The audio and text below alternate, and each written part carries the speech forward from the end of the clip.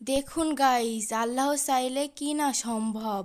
এইটুকু ড্রাগন গাছে কত বড় ড্রাগন ফল হয়েছে।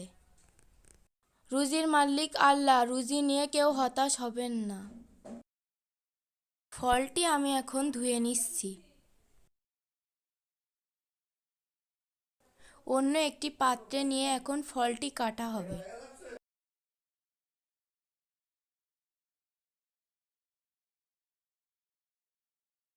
ফলটি কাটা হয়ে গেলে এটি আমি পরিবেশন করব। আল্লাহর কি রহমত, ফলটির ভিতরে এত সুন্দর লাল হয়েছে।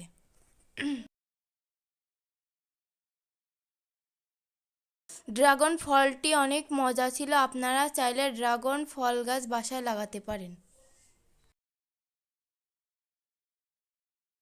ধন্যবাদ সবাইকে।